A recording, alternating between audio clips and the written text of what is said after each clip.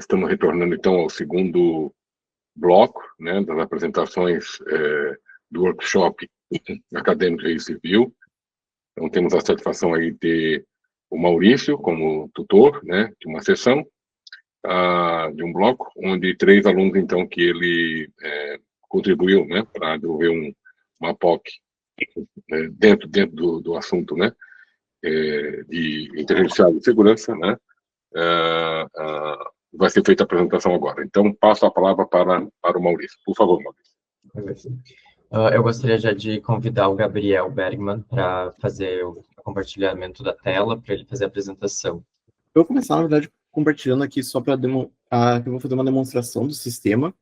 Como o Maurício apresentou mais cedo, o ponto do sistema é poder traduzir documentos de uma linguagem para outra com o uso de IA.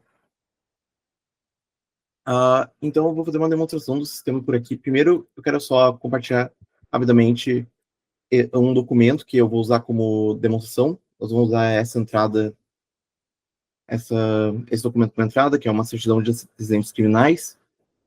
Esse é o front-end, é um programa bem simples, em que a gente vai fazer daí a escolha do arquivo de entrada. A ideia é que tu possa escolher uma linguagem de fonte, uma linguagem de alvo.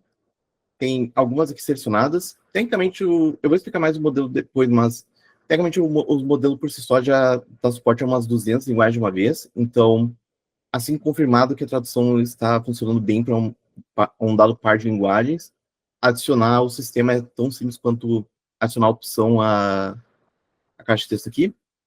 Então, vamos clicar para traduzir. No momento, então, ele vai passar o modelo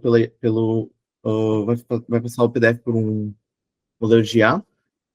Então, agora que ele terminou essa parte, como dá para ver, ele está traduzindo um bloco de por causa que é um documento pequeno, então não precisa separar em muitos blocos. Ele vai passar por um segundo modelo de IA que faz essa Quality Assessment, uma estimativa de qualidade baseada em reads and writes. E ele dá para uma comparação entre o texto original que foi extraído do PDF e o texto traduzido. Agora, como dá para ver, o jeito como o modelo está implementado no momento ainda não é perfeito, a qualidade dada como 63.7, o que é considerado aceitável precisando de uma revisão, e dá para ver até pelo tamanho dos 2 textos que há algumas diferenças significativas. Eu vou elaborar um pouquinho mais disso depois, mas com essa demonstração feita, eu vou agora passar para a apresentação em si. Meu nome é Gabriel Martins Berman, esse é o tradutor especializado para documentos estrangeiros. E, primeiro, vamos apresentar um pouquinho o sistema. O objetivo geral é ler e traduzir documentos PDF de uma língua para outra. No momento, isso é feito de uma maneira um pouquinho mais limitada, em que a gente está só extraindo o texto e traduzindo esse bloco de texto em um segundo bloco de texto, ao invés de traduzir de um PDF para outro. A gente quer que isso aconteça sem envolvimento humano, então usando modelos de IA principalmente para já ter resultados com uma qualidade boa, e que isso ocorra num tempo razoável, por causa que, tecnicamente, certos modelos podem dar qualidades muito mais altas se tu mexer em parâmetros bastante, porém pode, como consequência, demorar, por exemplo, horas para trazer um documento simples, o que não seria viável. Eu vou agora falar dos modelos de IA que foram usados. O primeiro e o modelo principal de tradução, o chamado NLLP, ou Non-Language Left Behind, é um modelo criado pela Meta, ou Facebook, como vocês preferem chamar a empresa nessa altura, que é uma melhoria em um modelo anterior que eles já tinham, chamado M2M100. Como eu comentei antes, ele tem suporte nativo para mais de 200 línguas, e assim como o M2M100, ele tem um foco em tentar evitar que alguma língua seja favorecida. Em alguns casos, muitos outros modelos tinham muito foco em, por exemplo, inglês ou linguagens europeias. Uma parte dos objetivos dos modelos é que o suporte seja de qualidade para todas as linguagens suportadas em pelo menos um nível decente. E eles conseguiram uma melhoria de 44%, de acordo com um artigo deles, em comparação a outros modelos similares. E ele produz resultados de qualidade bem alta, mesmo sem interferência humana. Por isso foram escolhidos para esse projeto. O segundo modelo de IA que eu estou usando se chama Comet. E é um modelo feito que também é um modelo transformer de redes neurais, que nem o NLP, mas ao invés de fazer a tradução, ele recebe como entrada o texto original e o texto traduzido, e através de uma comparação, ele consegue dar uma pontuação estimada entre 0 e 1, que eu estou traduzindo para ficar como de 0 a 100 no Frontier, para deixar mais fácil de ler, para basicamente ter alguma ideia de quão próxima aquela tradução é do que seria de um profissional humano. Ele foi construído em cima de um outro modelo que já existia, chamado XLMR, e meio que herdou as linguagens que esse modelo suporta, que são mais de 100, e muitas das quais se overlap com o modelo NLLP. Ele superou vários competidores que estavam no WST, que era uma workshop para tradução feita por máquinas e outros modelos de Java desse tipo. E assim como o modelo NLP, ele não requer intervenção humana para fazer tradução, para fazer a estimativa, desculpa. E isso é particularmente importante nesse caso, por causa que muitas outras maneiras de medir a qualidade da tradução requer que tenha uma referência feita por um humano. Então, o fato que esse não é um dos poucos métodos que eu encontrei que realmente não necessita disso é bem interessante. Vamos falar um pouco sobre quais pontos podem ter isso como útil. Primeiro de tudo, documentos legais que possam ser necessários de se tratar entre países diferentes ou que envolve pessoas estrangeiras.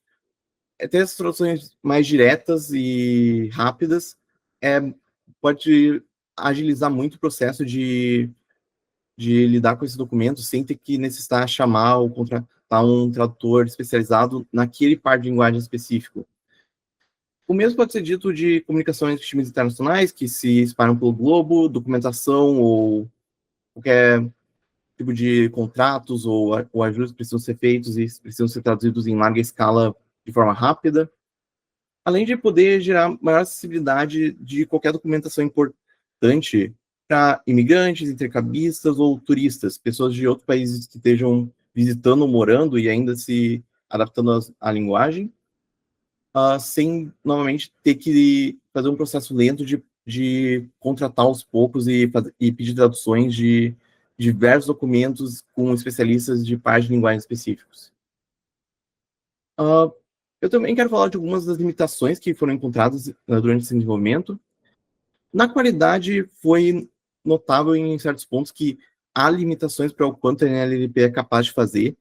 Ele foi treinado para, de certa forma, uma linguagem mais conversativa e casual, então, linguagem muito oficial pode, às vezes, dificultar ele, ou traduzir coisas como formulários, que não tem uma estrutura que dê um contexto muito claro do que é feito.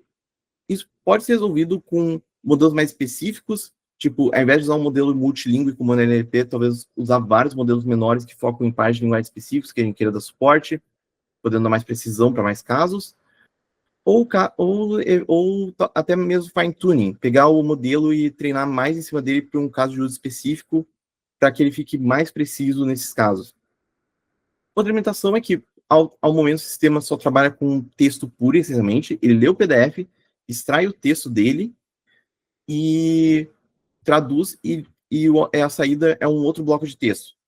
Idealmente, um sistema desses iria manter alguma estrutura, considerar contexto e dar como saída um documento ao menos similar como o original.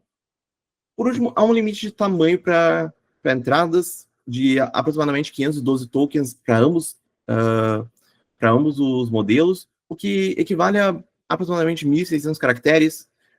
Eu notei que esse limite é normalmente atingido quando qualquer documento chega a 2 páginas, mais ou menos, de texto um pouco pesado.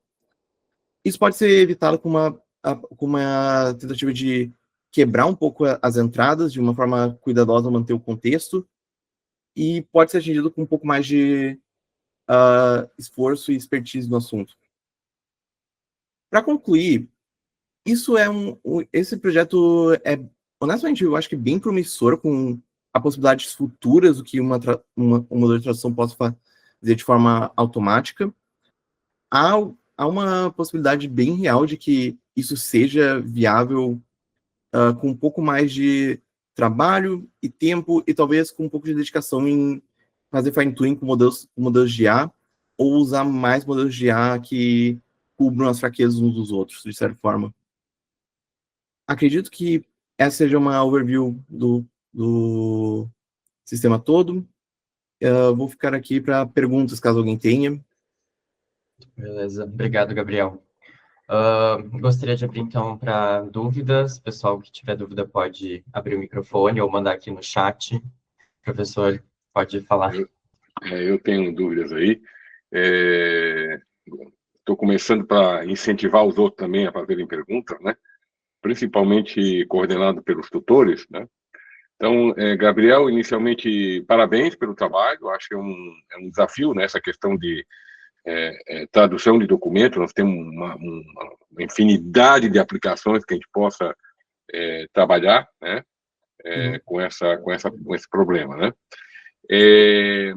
Você sabe que a gente trabalha aqui com a questão da segurança da informação, né? Então, muito me preocupa a questão, por exemplo, de como ter certeza, né, de que uma tradução de fato é fiel ao documento original, né? No sentido de que, e se eu tiver um modelo de linguagem que é tendencioso, né? Que ele traduz com uma certa tendência, né?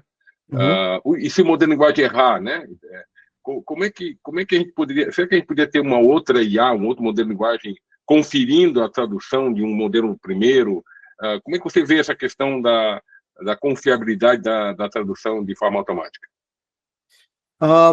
Eu diria que ainda a maneira mais ideal de garantir que o modelo está traduzindo corretamente seria com métricas que têm algum envolvimento humano, que tem algumas referências para fazer. Eu pensei por métodos como Blue ou Meteor, que são métricas feitas com a ideia de que tu tem uma referência feita para um humano e tu compara com a tua saída de IA para ver o quanto elas mantêm o mesmo sentido, mesmo que elas não batam 100%.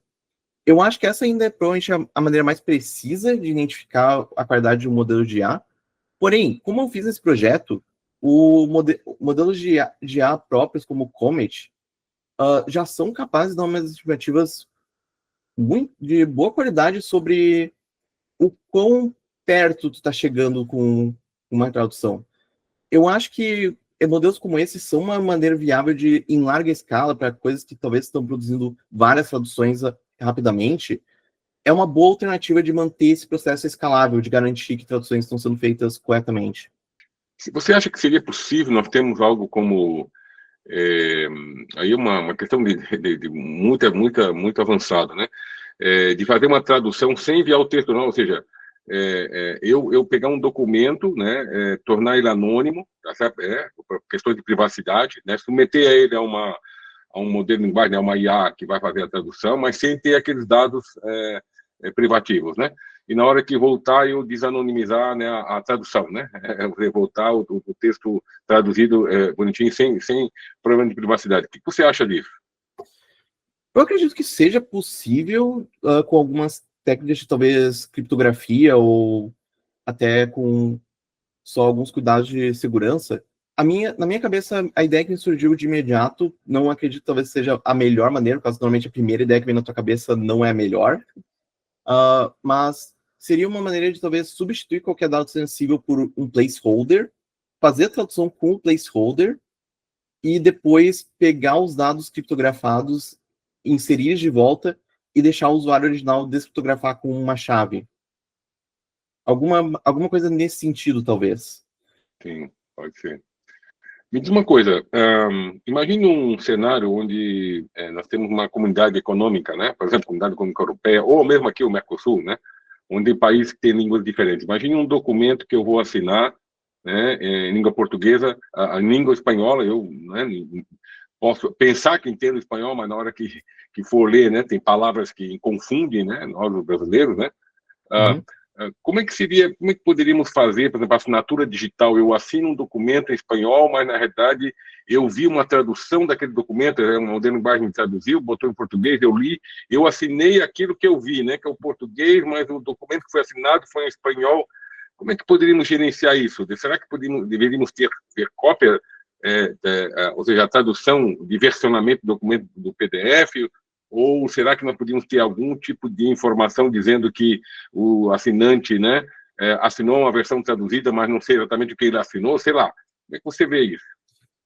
Eu não sou especialista na área de lei, então essa aí eu sou um pouquinho mais leigo com o assunto, mas a minha opinião seria que provavelmente deveria ter alguma diferenciação entre alguém que assinou o documento original e leu o documento original e alguém que assinou uma cópia, uma cópia não, uma tradução. Por causa que mesmo que a gente consiga, digamos, eventualmente, digamos que eu pegasse esse sistema, trabalhasse nele por, sei lá, 5 anos, com a ajuda de um time inteiro, e a gente fizesse um maior esforço e fizesse uma coisa que a gente está confiante em uma precisão de 95%, vamos falar. Ainda não é 100%, sabe? Ainda tem uma chance de que o documento assinado pela pessoa vai ter alguma diferença significativa. Às vezes o palavreado muda bastante para ter alguma brecha que não teria no original.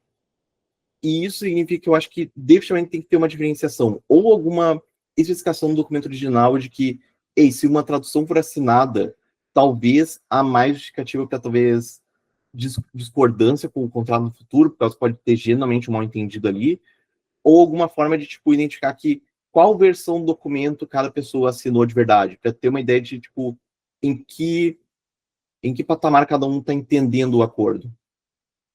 Sim, sim. Eu imagino assim, uma vez eu fui na Itália, né, em Milão, eu contratei, aluguei um carro, né, e a empresa, né, a companhia de rental car lá, né, de aluguel do carro, queria que eu assinasse documento em italiano, né, um contrato, né, e eu assim, mas em italiano eu não entendo italiano, né, posso até ler alguma coisa, mas eu prefiro inglês, né, e foi a minha sorte, porque eu tive problemas com aluguel, e se não tivesse em inglês, se eu não tivesse assinado a versão em inglês, né, tivesse assinado em italiano, eu teria perdido uma causa lá, né, um problema que eu tive lá com o aluguel do carro, né. Então, realmente, esse é um problema que precisa ser tratado, né. Devolvo a palavra, obrigado, Gabriel, devolvo a palavra para o Maurício para ele coordenar as outras pessoas que querem fazer pergunta para você. Parabéns, Gabriel, tá? Gabriel, eu queria só te perguntar, continuando a tua apresentação, quais outros idiomas que o sistema hoje ele está suportando? Essa tradução consegue ser feita em qual outro idioma? Deixa eu ver a lista completa aqui dos atualmente suportados.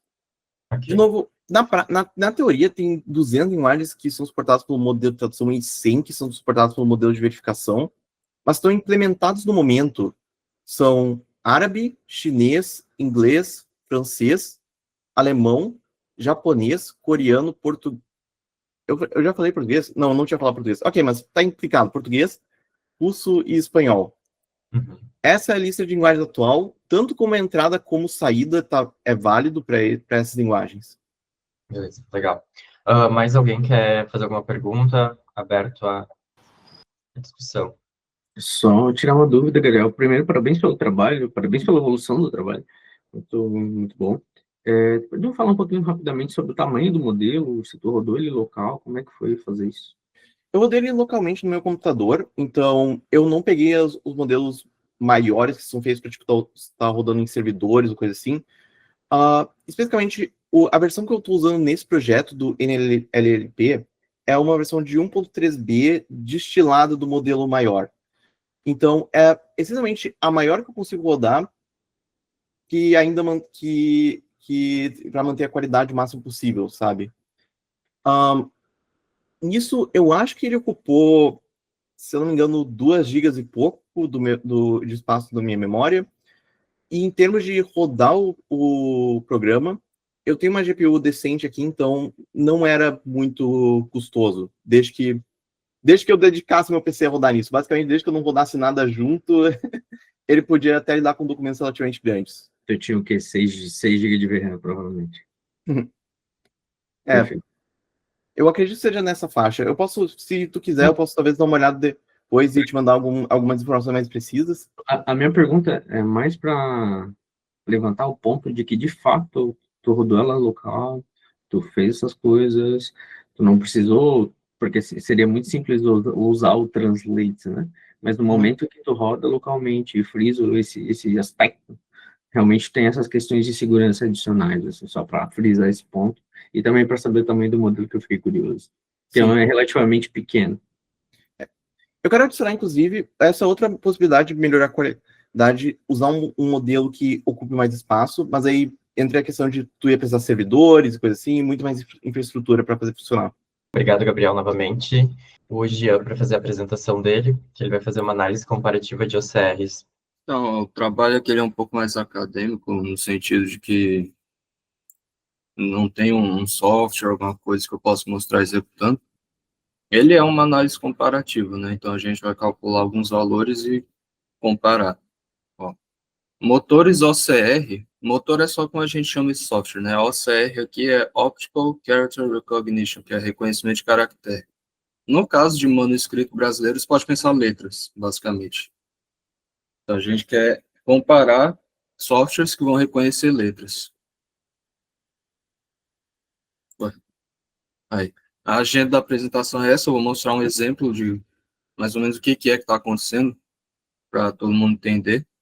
Falar um pouco da motivação, mostrar como que é a análise básica, quais são as métricas que a gente tem de resultado, considerar alguns aspectos de segurança e comentar conclusões de trabalhos futuros, né? Então, um exemplo. Você tem aqui, dá para mostrar? Um pedaço de um documento. Eu vou falar de onde a gente tirou esses documentos, mas aí você pega um pedaço dele, por exemplo, que aí você vê. Essa letra aqui, eu acho meio difícil de ler, né? Mas é do registro civil. Então, é de interesse a gente, sei lá, digitalizar isso aqui, por exemplo, para fins históricos de preservação. O que a comparação faz? Opa. A gente, em alguns casos, considera o documento onde a gente sabe qual é o texto original, a gente passa pelo software, você vê que eles sofrem bastante aqui, né? Porque caligrafia, no geral, e conhecimento sofre. Mas o do registro civil, você vê que já está bem melhor aqui, né? Esse é o CR do registro civil, ele não está público ainda, né, Maurício? Então, enfim, eu precisava do Maurício para rodar, mas você vê que já ficou bem melhor, né? Esses outros dois aqui, que também são softwares de reconhecimento, já sofreram bastante para reconhecer só essa parte aqui do documento. Então, por que fazer isso, né? Bom, a gente quer identificar se tem algum software desses, algum OCR que lê melhor, porque a gente pode usar essas OCRs para acelerar a digitalização, né, de documentos. E, de quebra, a gente ainda pode argumentar, né, validar essa OCR do registro civil para ver que está boa mesmo. Né? Qual que é a análise básica que a gente fez? A gente tem dois tipos de dados. Uns dados brutos, que a gente não conhece o texto original, né, que não tem lá disponível, e a gente tem dados que a gente conhece. No caso, os dados que a gente não conhece são todos de batismo aqui, desse intervalo, em São José de Pernambuco. Os dados que a gente conhece, o texto original, eles são diversos. Tem óbito, nascimento, e coisas assim. E todos eles foram tirados desse site aqui, Family Search, que tem lá disponível essas imagens. A gente tirou de lá. E, bom, o que a gente faz? A gente executa os motores, gera as métricas, eu vou comentar sobre elas, né?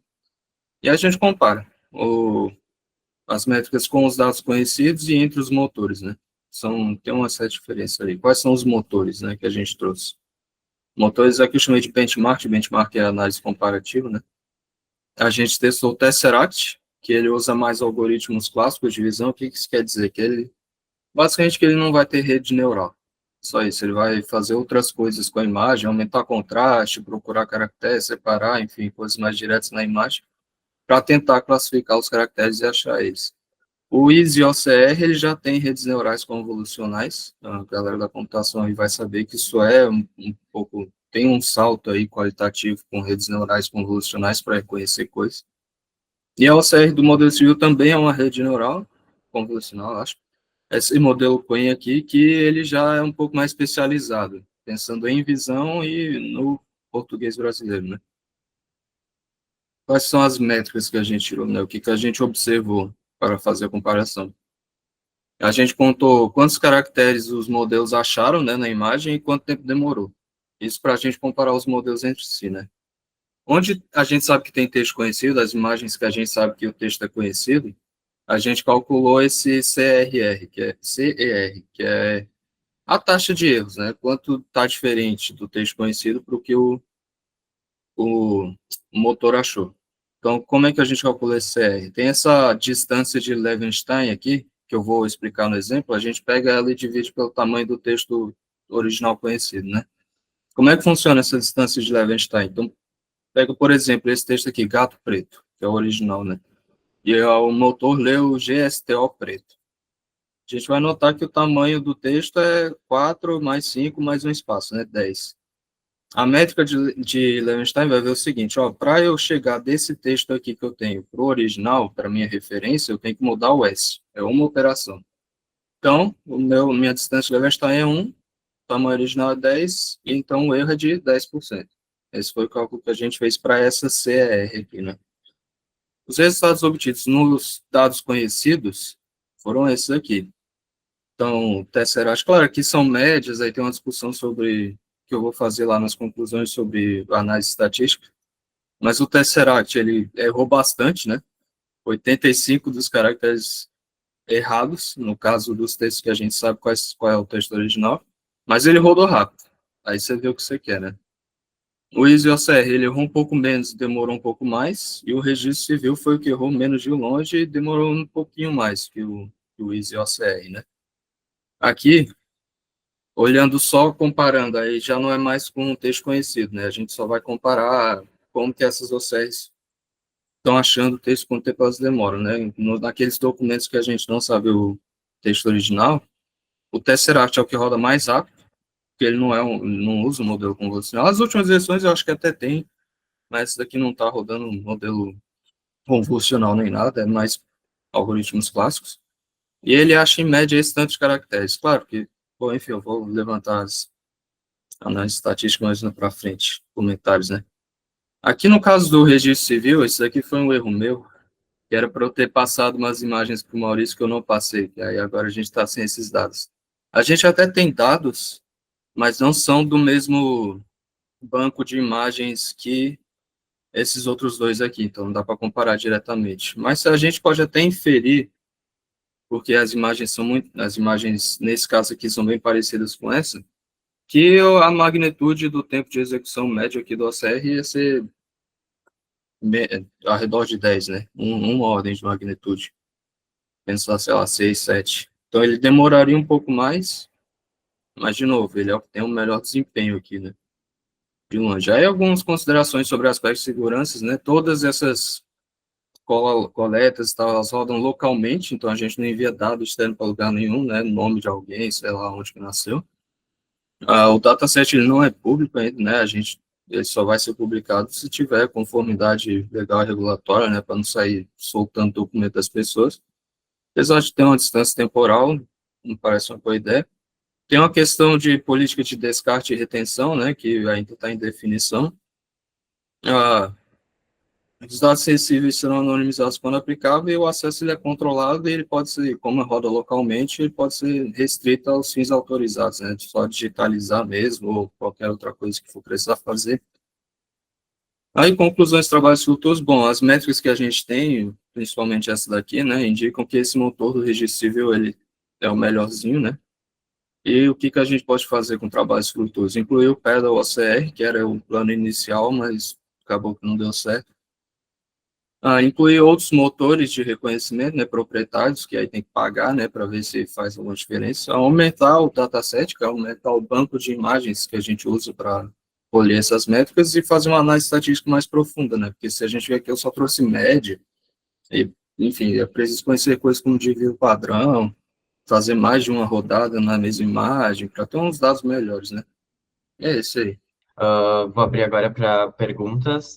Jean, primeiramente, parabéns pela iniciativa aí, pelo trabalho. Acho que é muito importante a gente entender melhor, né, os OCRs, comparar as máquinas, e se aprofundar nesse assunto, que, na minha opinião, ainda estamos começando, né? Ainda o mundo está começando, nós estamos ainda fazendo muito pouca coisa, né? Tá? Tem muita coisa para ser feita.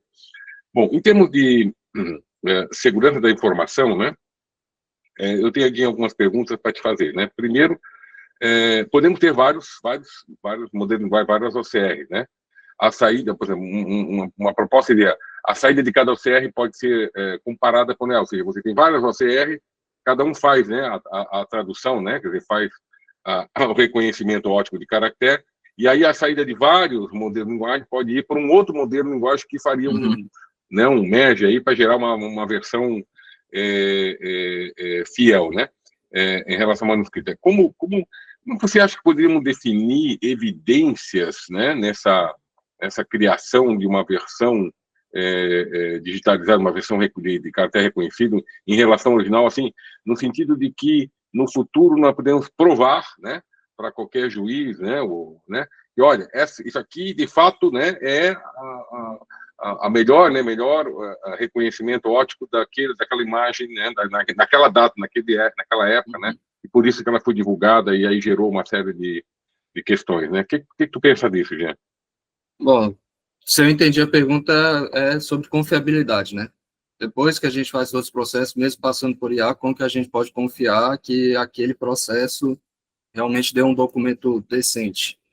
Aí eu acho que a melhor métrica é essa daqui, né? A gente tem que ter documentos que a gente já admite confiança, que a gente sabe quais são os caracteres, onde que eles estão e tal, e aí a gente pode fazer essa comparação aqui, né? Usar esse CR, por exemplo, mesmo que inicialmente, talvez possa melhorar essa métrica no futuro, para dizer, ó, dos documentos que a gente sabe qual é o texto, o melhor pipeline aqui de reconhecer e passar por IA foi esse daqui, que usou o registro civil e, sei lá, OpenAI, alguma coisa assim, para chegar num documento que a gente teve. E aí, eu acho que, se eu entendi a pergunta, eu acho que esse daqui é o melhor, um jeito inicial. Essa aqui é a maneira de você medir, né, a qualidade do documento, né, que foi feito o reconhecimento óptico de caractere, né. A minha pergunta está no sentido, assim, de prova, realmente, né, entendeu? Você imagina que você fez um reconhecimento óptico de caractere, por exemplo, de um documento que era, sei lá, a escritura de um imóvel, né, de um terreno, de uma fazenda, né, tal, né. E aí isso gerou lá divisão, né, de bens, gerou um monte de questões e tal, e alguém questiona, não, olha aqui, ó, o texto OCR aqui foi feito errado, não era o fulano A, era o fulano B, ou não era o tamanho tal, era o tamanho outro, né, entendeu? Então, assim, eu tenho que ter provas, né, de que eu fiz de forma fiel esse OCR, né, eu fiz com tais modelos, etc., né, para evitar problemas, né, no futuro, né, então, nesse sentido é que é a minha pergunta, né, de rastreabilidade, né, do passado, né, rastreabilidade do que foi feito, né, entendeu? Bom, o que eu consigo pensar agora, a gente pode ir registrando todos os passos do processo, né? Primeiro, ter uma especificação completa da pipeline, descrever bem o que está sendo feito, onde que está sendo usado IA, qual que é o modelo, e durante o processo ir mostrando, ó, aqui nesse ponto ele fez tal coisa, aqui nesse ponto ele fez tal coisa. Sim. Então, o que eu consigo pensar no momento. Uma outra pergunta, minha última pergunta, depois eu devolvo a palavra para o Maurício, é assim, ó, algo que é muito importante quando a gente tem um documento manuscrito, né, além, obviamente, de uma série de dados que podem ter lá, mas é quem são os autores desse documento, né, ou quem Sim. assinou esse documento, né. Você acha que seria possível nós termos modelos de linguagem especializadas, né, na detecção da autoria, né, e dos assinantes, e para cada assinante, né, a responsabilidade dele em relação ao documento, porque isso é uma coisa bastante interessante, uma aplicação bastante interessante, né? Até para fazer depois a reconstrução, né, de documentos assinados a documentos digitais, né? Sim, a minha internet cortou no meio. O professor perguntou se dá para ter IA especializada na questão das assinaturas. E de saber... quem assinou? Uma espécie uma autenticação. Acho que sim. Primeiro porque só nesses estudos preliminares a gente já vê que, mesmo com essa caligrafia aqui, que na minha opinião é difícil de entender, essa OCR do registro civil ela já está indo melhorzinha, né? Então, sei lá, com um pouco de tempo, se a gente tiver uma base de dados legal, com certeza eu acho que dá para treinar aí as assinaturas. Tá certo. Jean, parabéns novamente pelo trabalho, né? Muito legal. Eu acho que temos muita coisa para fazer em OCR, né? Ainda cabe vários mestrados, doutorados em cima disso, né? Porque tem bastante coisa para fazer aqui, tá? Devolvo a palavra para o Maurício. Obrigado, Maurício. Obrigado. Mais alguém com dúvidas, com questionamentos? Eu estou olhando para o lado aqui porque está na outra tela aqui a cal. Tranquilo, Jean, não posso deixar de te fazer essa pergunta.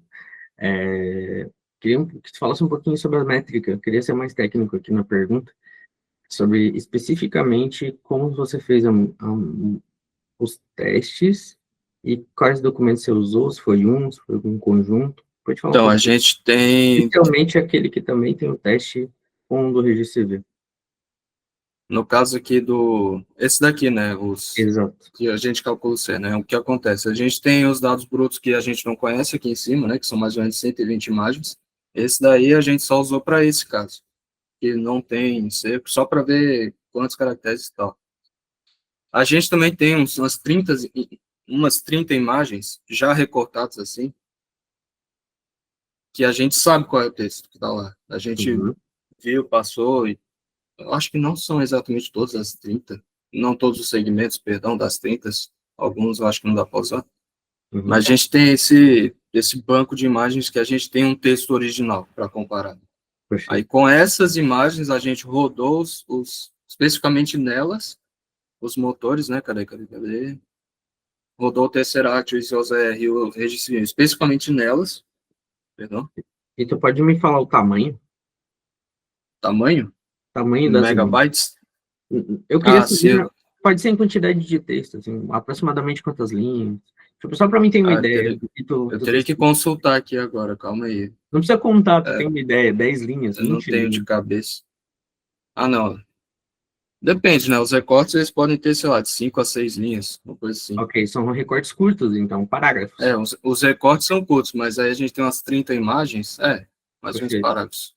E Dá nessa magnitude aí.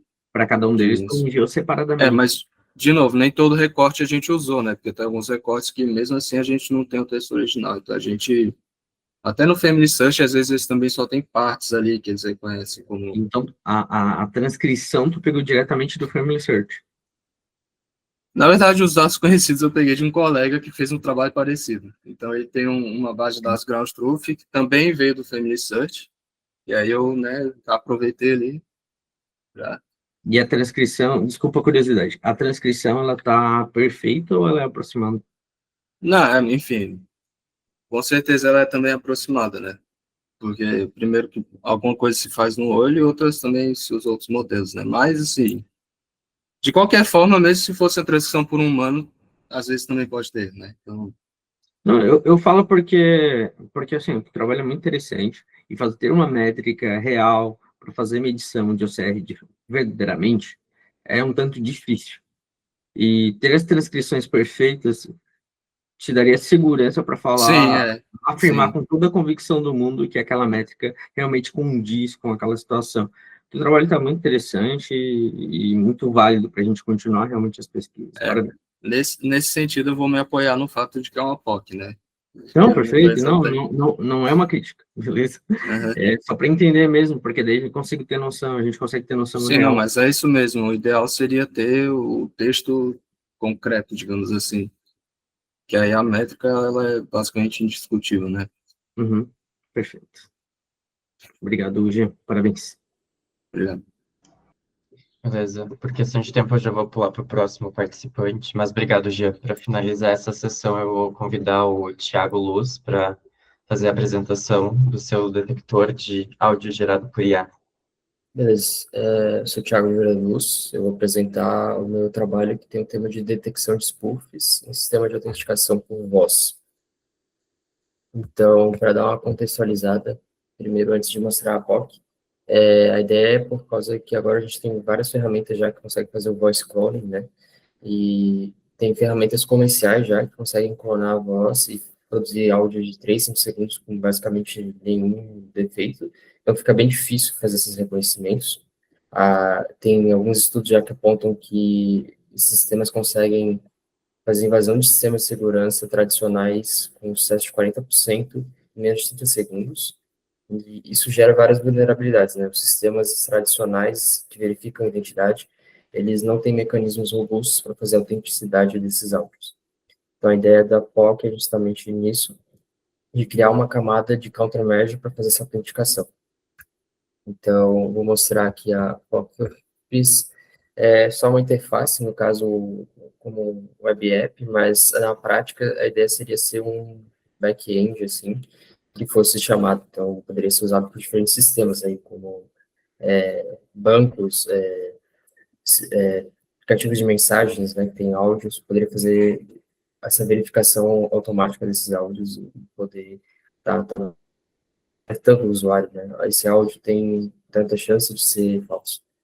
Então, aqui ele é bem simples de interface, pode gravar, fazer o upload do áudio. Aqui eu separei 2 exemplos, né? O áudio de spoof, então se fizer a verificação aqui, ele vai dar como denied. O threshold dele aqui não é 50%, aqui está errado, mas é 80%, mais ou menos. O threshold otimizado dele. Se eu verificar outro usuário, por exemplo, o áudio aqui que ele deve aceitar, ele dá Bonafide, que é a classe de áudios reais. Então, como requisitos desse sistema seria a latência, que é ter uma inferência rápida, né, em menos de 100 milissegundos, porque a ideia é que é algo que é usado no momento ali, já para dar uma resposta, e ter como output esse score de probabilidade de ele ser um áudio real ou não. Então, a ideia justamente é trabalhar um sistema que deu o nome de Spoofing Aware Speaker Verification, que seria a junção de um ASV, que é o sistema de verificação do usuário, que verifica a identidade dele, com essa camada que vai fazer a detecção de se o áudio é falso ou real. E para fazer essa detecção, a abordagem foi usar features biofísicas, então extrair do áudio features da voz humana e fazer a identificação por eles, e também de artefatos digitais. Né? Desses algoritmos que geram o áudio, eles têm alguns artefatos. Mas o foco é mesmo nas features biofísicas para tentar fazer algo que funcione para qualquer tipo de fake ou IA que gere, se focar talvez nos features reais, eu consigo identificar porque essas IAs não conseguem fazer 100% a reprodução da voz. Então, a arquitetura que eu usei é uma arquitetura de Deep Learning mais padrão, com o front-end, no caso, a primeira camada dele ali, que recebe os áudios, ele é uma rede convolucional, que é essa SyncNet, que tem só uma diferença, que ela não usa filtros de convolução, ela usa filtros passa-banda. Então, ela é interessante para áudios, porque ela foca em certas frequências, no caso aqui, frequências são auditivas, né, auditivas humanas. A segunda camada dele tem uma camada de atenção, de mecanismo de atenção, que vai ponderar os canais ali, dar peso a certas características, justamente as características que são interessantes para fazer essa classificação. E por último tem a camada de classificação, que é uma camada fully connected, que faz a decisão binária.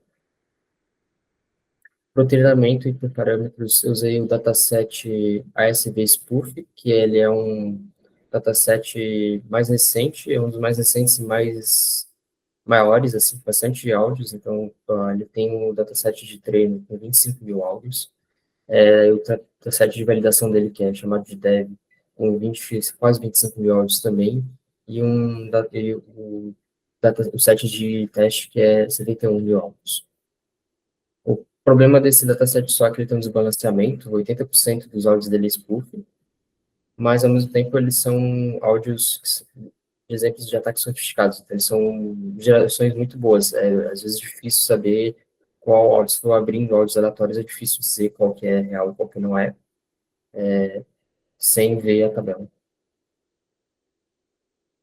Para os parâmetros, eu usei como função aqui o Focal Loss, que é uma função que permite ele focar em aprendizado dos erros difíceis e reduzir o peso de exemplos fáceis. Então, isso vai ajudar a diferenciar aqueles áudios que são mais difíceis de distinguir, que é real e falso. E como sampler, eu usei o Weighted Random Sampler, que é para balancear justamente o fato de ter muito mais spoof, muito mais áudios falsos do que reais. Eu usei um sampler balanceado para ajudar nisso. E eu fiz a otimização de hiperparâmetros usando o Optuna, que é um framework de otimização, né? Daí eu fiz a busca de learning rate para o HDK, então ele basicamente faz algumas épocas, faz alguns trials, cada um com algumas épocas, para tentar achar o valor ideal, e daí ele faz o treinamento final com esses valores de hiperparâmetro. As métricas de sucesso e performance, eu determinei essas 3 aqui para o trabalho, que é a EER, que é o Equal Error Rate, que basicamente é a média entre falsos negativos e falsos positivos, e aí eu tenho uma meta de menos de 5%. O resultado foi 9,57%, e para o FAR, False Acceptance Rate, que no caso é a quantidade de falsos negativos, no caso, áudios falsos que ele aceitou como verdadeiros, ele teve uma média de resultado de 9,56% e a meta seria 1%. Né? Ele pode ver que como o ER ele deu 9,57%, que é a média entre o FAR e a outra métrica de falsos positivos. Então, ele basicamente teve o mesmo resultado para falsos positivos e falsos negativos. E, por último, o tempo de inferência foi 3,16 milissegundos, que está bem abaixo da meta de 100 milissegundos. Então, nesse caso aqui, ele foi muito bem. Então, conclusões e limitações do trabalho. Ele tem uma eficácia contra ataques conhecidos. Dentro dos resultados ali do set de teste, ele teve 9% de erro, basicamente, dos falsos, dos áudios que eram falsos.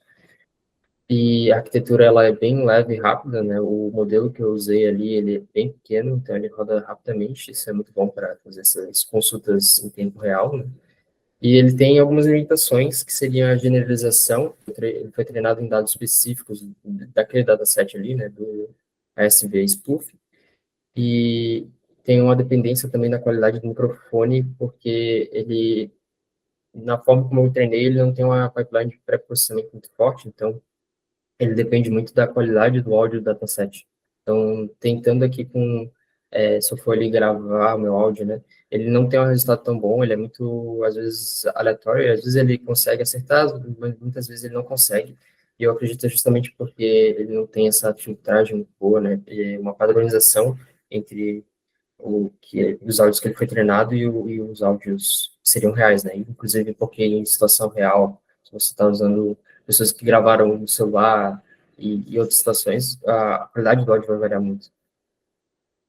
Como próximos passos seria a robustez, aumentar a robustez do modelo, treinando ele e validando com outros datasets e fazendo testes de resistências, né, ruído e compressão. E uma evolução do modelo, que seria aqui, a minha ideia era usar a implementação de One Class Learning, que eu cheguei até a fazer alguns testes com isso, agora na última semana, mas não teve resultados muito bons, piores do que eu tinha tido com uma método mais tradicional de treinar. Eu explico isso melhor no artigo. E outra opção seria treinar o modelo para reconhecer as características da voz humana em vez de características de fakes, que é o que eu já estava fazendo, mas focar mais ainda, e daí isso também foi o que eu tentei nessa semana, de usar alguns métodos de pré-processamento que extraem features da voz humana, e tentar treinar mais focado nisso, mas não tive muito sucesso. Eu tenho alguns motivos para isso, eu imagino, e daí eu explico melhor no artigo. É isso, trabalho. Obrigado. Parabéns, Thiago, muito bom o trabalho. Eu gostaria, antes de abrir para as perguntas, eu queria que você talvez explicasse um pouquinho melhor como funciona aquele sinal probabilístico ali no teu sistema, aquele acima de 80%, enfim. E também queria perguntar onde você vê essa implementação sendo encaixada em um sistema do dia a dia, assim, para detectar alguma coisa gerada por IA, enfim. Conseguiria explicar isso? A questão do threshold ali é uma questão de otimização só. Quando ele faz eu fiz a evaluation do model, eu usei um algoritmo mesmo ali que eu fiz para ele achar um threshold ideal onde ele tivesse o melhor resultado, né, dentro do conjunto de testes. Por isso que de 80%. E a questão de ele ter uso real, eu imagino, por exemplo, eu mandando mensagens de áudio, eu poderia ter ali o WhatsApp, por exemplo, dizer, essa mensagem foi detectada aqui como possivelmente falsa, por exemplo. Ou então, dentro de um sistema lá de banco, onde a pessoa está falando com o atendente, pode ter mesma coisa, né? Nesse sentido, assim. Então, aquele threshold ali acima de 80, ele significa que é gerado por IA ou essa partezinha eu só não entendi? Isso. Quer dizer que é 80% de chance de ele ser falso. Tá, entendi. Beleza. Então, professor Ricardo Custódio, tem perguntas? Bom, primeiramente, Thiago, parabéns pelo trabalho. Acho que isso é um assunto importantíssimo, né? Hoje em dia, para fazer a autenticação de pessoas, né? Muito se fala, né? Autenticação multifator, e uma das autenticações que mais chama sempre a atenção, né? até no IDRC, né? Ah, não, vamos fazer com biometria. Biometria é garantido, né? É a pessoa, né? E a gente tem visto aí que as IAs, as inteligências já estão cada vez melhores, né, em gerar biometria, não só áudio, mas também imagem, foto, né? Até impressão digital, enfim, está gerando um monte de coisa que a biometria está se tornando cada vez mais difícil de você detectar se realmente ela é falsa, foi gerada por uma IA, ou se ela de fato é verdadeira, né? A minha pergunta, você acha que sempre haverá uma forma de autenticar por meio de biometria, ou seja, sempre nós podemos ter, né, gato e cachorro caçando gato, né? Sempre podemos ter sistemas melhores e melhores para dizer, olha, não, isso aqui é de um ser humano, isso aqui é gerado por uma máquina. Ou vai chegar no momento em que a máquina vai gerar de uma forma tão perfeita que não terá mais sistema nenhum para detectar se é humano ou se é máquina. O que tu acha? Eu acho que é possível chegar a um ponto onde não tem como detectar, mas eu acho que ainda não temos alguns anos aí até isso acontecer, eu imagino, porque ainda existem as características muito específicas, que são muito detalhes. A questão é mais ter um modelo que consegue ter a precisão de identificar essas características, né? Eu imagino. Aqui no meu prédio a gente tem reconhecimento biométrico por face, né? Dá para entrar aqui, né? Mas a gente já ficou sabendo que tem vários menininhos aí que tiraram foto dos pais, né? Não pode entrar na piscina, então ele bota a máquina, o celular, né, na frente da câmera, né? E reconhece e abre, entendeu? Então, para que a biometria não está sendo muito efetiva, né? Nesse caso, né?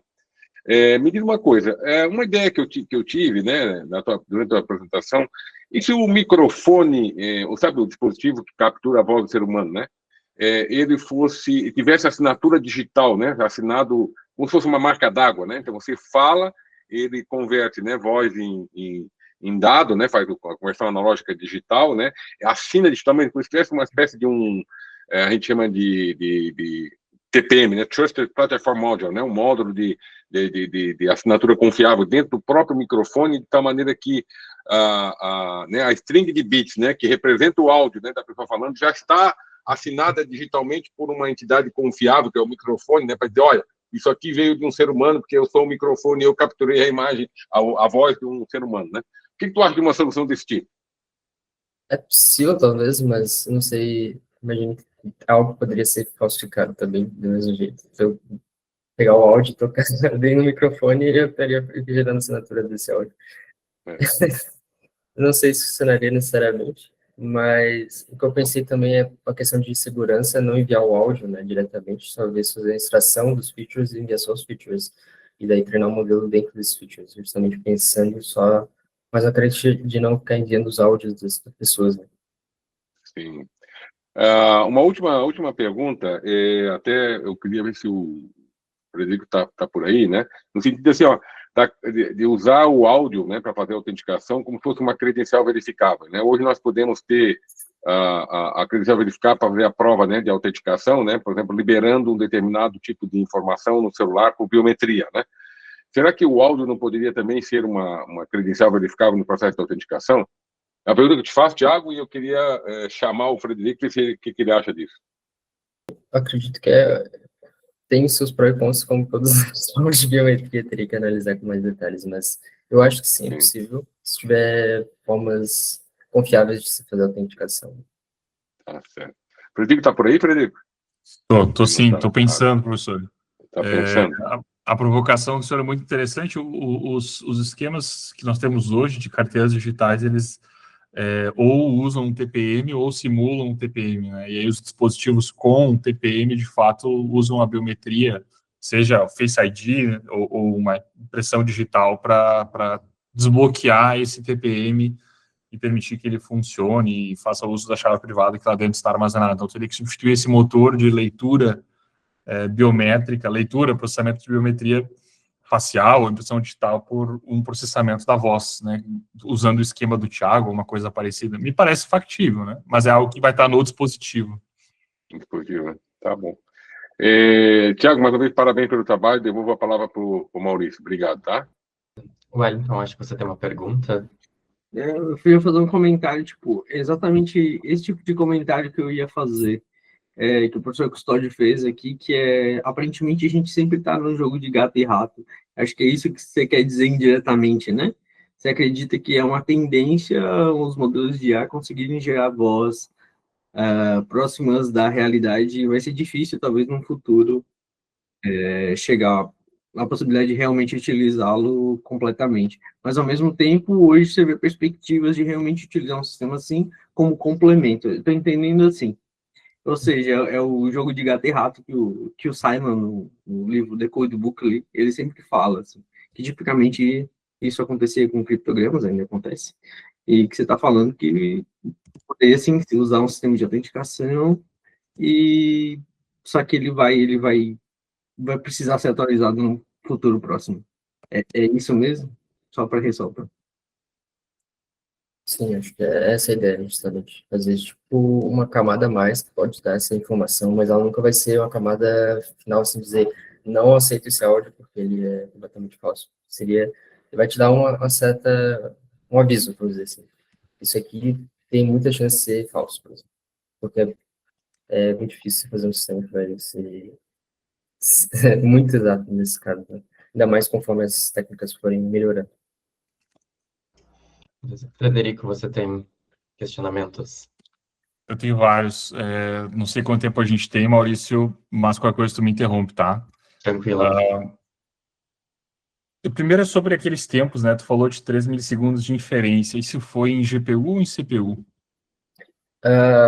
Foi em GPU, mas em CPU também eu estou rodando. Aqui eu estou rodando em CPU, né? Os exemplos ali que eu fiz. Então, bem rápido também. O modelo é bem pequeno mesmo. Ah, legal, isso é interessante, pensando num ambiente produtivo, né, onde a gente vai ter talvez centenas de requisições simultâneas. Chegou, bom, comentou que não fez muitos testes, né, sobre microfones, mas será que a gente não poderia pensar em experimentos especificamente sobre diferentes modelos, né, pegar talvez os celulares mais populares e tentar construir um sisteminha web onde a pessoa clica ali, né, grava a voz e envia, e testar, então, fazer um experimento só sobre microfones, né? Então, congela o modelo, congela os parâmetros, isso aí. Agora a gente vai testar um monte de celular diferente, em condições reais, em rua, em sala de aula, no ambiente com eco, no ambiente sem eco, diferentes cenários possíveis, pensando muito em dispositivos, seres humanos e cenários próximos da realidade. Tens alguma ideia de como a gente poderia fazer isso? Chegou a pensar? Ou tu viu alguma coisa na literatura sobre isso? Uhum. Eu imagino, do que eu já também trabalhei em outros projetos com áudio, seria tentar ao máximo extrair as features que você consegue e isolar essas questões de ruído, de reverb, todas as características do áudio, depende da sala, da qualidade do microfone, né, distorção e compressão, e tentar extrair só os features da voz, que são os que interessam aqui.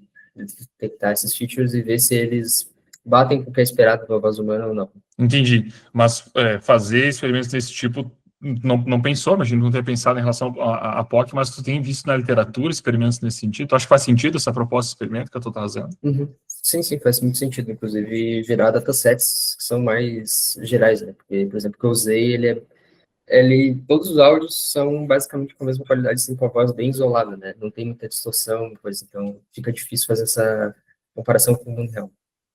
Legal, isso me leva para outra pergunta, que é sobre o dataset, né? O dataset, eu imagino que ele seja áudios em inglês. Tu acha que se a gente fizesse um dataset em áudios em português, talvez levando essas questões de ruídos em consideração, não melhoraria não é a acurácia, né, mas a medida ali de precisão, falso positivo, acho que foi, né? Não melhoraria, porque o falso positivo, eu imagino que eu não sei se tu pegou dados do dataset ou tu gerou esses dados para fazer os testes, não ficou claro para mim. Eu criei usando o dataset de teste dele. Do dataset, tá. Isso. Mas sim, eu imagino que talvez a língua pode estar influenciando. Os áudios são em inglês. E quando eu fiz a análise ali, minha voz mesmo, né, com o sistema, parece que às vezes quando fala inglês, ele tem mais chance, ele acerta mais do que em português. Eu imagino que isso faz diferença, porque até a forma como eu treinei o modelo não leva isso em consideração. Então, se eu fizesse uma forma que focasse na voz e não tanto, talvez, na estrutura do dado, né, que é a forma como é falado, a língua muda, né? A entonação e a cadência das palavras, imagino que isso influencia no dado em si, e daí vai influenciar no resultado do modelo. Legal. Para finalizar, não tomar todo o tempo, tu estás fazendo TCC já? Tá pensando em alguma coisa em relação a esse POC que tu produziu? Porque eu acho muito interessante e eu gostaria muito de trabalhar contigo, ou alguém que tem interesse em continuar seu trabalho, para a gente fazer experimentos como esse que eu sugeri, mas também trazer para um cenário de mundo real, né? Trazer para dentro de um ambiente de homologação, do DRC, por exemplo, e testar por aí no mundo selvagem, ver como que as coisas vão desempenhar. A gente tem um monte de outras coisas que a gente coleta que podem ajudar na tomada de decisão para saber se é um ser humano ou não, né? Tem um monte de marcadores que nós coletamos relacionado à geolocalização, dispositivo, etc., que a gente pode, considerando o histórico do usuário, junto com, né, agora a voz poderia usar como indicadores, né, de que está sendo gerado ou não, né, e poder usar isso para fazer autenticação ou não. Então, eu te convido, né, se não está fazendo TCC, seria muito legal, gostaria de te orientar e trabalhar contigo em relação a continuar esse teu trabalho nesse sentido que eu tenho discutido. Eu já estou fazendo TCC na metade dele, mas para mestrado aí não tem tema, então, se quiser falar. Ano que vem, com certeza. Pode contar. Com certeza, com certeza. Com certeza dá um mestrado. Eu falei TCC porque imaginei que estaria começando, mas mestrado certamente dá para trabalhar muito mais coisa, muito mais profundidade. Seria muito legal trabalhar com isso no mestrado contigo, com certeza. Vamos conversar. Obrigado. Obrigado, Thiago. Alguém tem mais alguma dúvida, algum questionamento? Eu só estava com curiosidade que, já que esse programa pode pegar exemplos feitos por inteligência artificial, eu estava me perguntando se também funcionaria para pegar edição humana. Eu sei que é tecnicamente um caso bem mais simples, mas digamos que algum profissional fosse editasse um áudio ou um vídeo, fizesse um deepfake, esse programa ainda teria uma boa chance de pegar isso, ou seria um caso diferente? Eu acho que seria diferente, porque o foco é na voz, né? Então, as características da voz, se estou usando edição, ele provavelmente não formaria bem, porque é uma voz real, né? Então, eu imagino que ele não pegaria, por exemplo, questão de cortes, talvez o áudio, assim, ele não identificaria isso. Beleza, então, assim, eu acho que a gente encerra esse bloco de apresentações. Vou passar a palavra para o professor Ricardo. Tiago, parabéns, Tiago, hein? E você foi convidado, Frederico. É uma honra, né, meu caro? Você tá no céu, né? Então tá, gente. Muito obrigado. Então, encerramos essa sessão.